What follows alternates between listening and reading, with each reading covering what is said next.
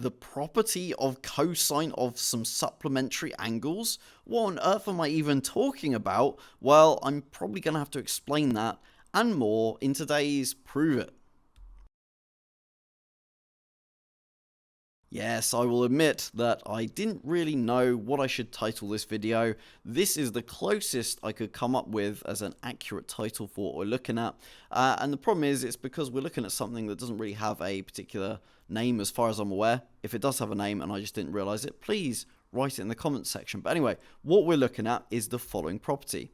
The idea that if you've got two angles that add up to 180, where one of those angles, alpha, is an acute angle, that means it's between 0 and 90 degrees, and then the other angle, by implication, beta, must be an obtuse angle, then the modulus of the cosine of that obtuse angle has got to equal the cosine of the acute angle.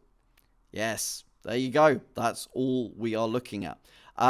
It's worth pointing out, some of you might be looking at this video confused, why is this in the further maths category of Prove It videos? And it's all because this is some stuff that we're going to be using in the vectors chapter. So I thought, you know what, let's prove it so that if we then start quoting it in some of the vector stuff, people aren't just like, where did that come from? Why is that true? How do we know that? Well, guess what? We're going to prove it. So therefore we will know that it's true in today's video. Before we get into that proof though, the usual warning. Yeah, just like usual in this series, you don't need to know the proof for the exam. You need to know the property. I say you need to know the property. There is actually ways around doing the stuff without knowing this property. It just takes longer without it. So it's a helpful property to know if you're trying to be efficient with your time.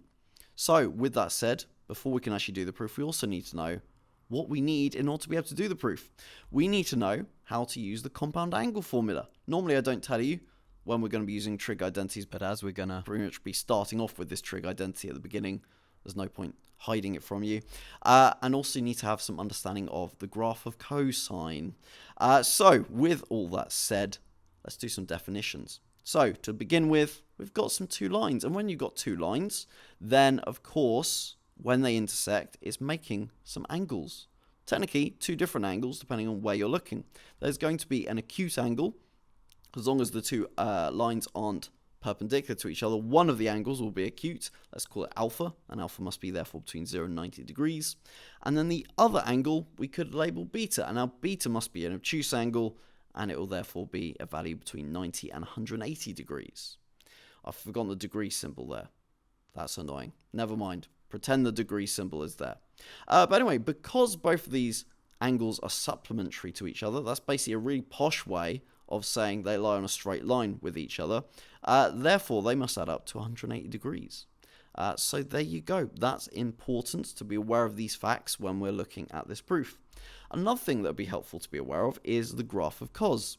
Because if you're doing the cosine of an acute angle, if an acute angle was between 0 and 90 degrees, if you look at that bit of the graph, it's guaranteed by the definition of cos that the cosine of an acute angle has got to be a positive number. That's just true. So therefore that's also something that's going to be important for the proof. So with all that said, let's actually do the proof. So starting off with the modulus of the cosine of the obtuse angle, beta. We did, of course, already say, though, that alpha plus beta must equal 180, so therefore beta equals 180 minus alpha. So we can replace the beta there like that. Then we can now straight away realize, okay, we've got something, take away something inside a cosine. We can, of course, use cos of a minus b formula, one of the compound angle formulas. So therefore, applying that, we're going to end up with cos of 180, cos of alpha, plus sine of 180, sine of alpha.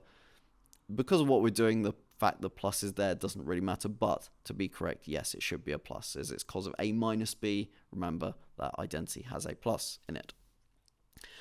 So that's interesting because cos of 180 is minus 1, sine of 180 degrees is 0.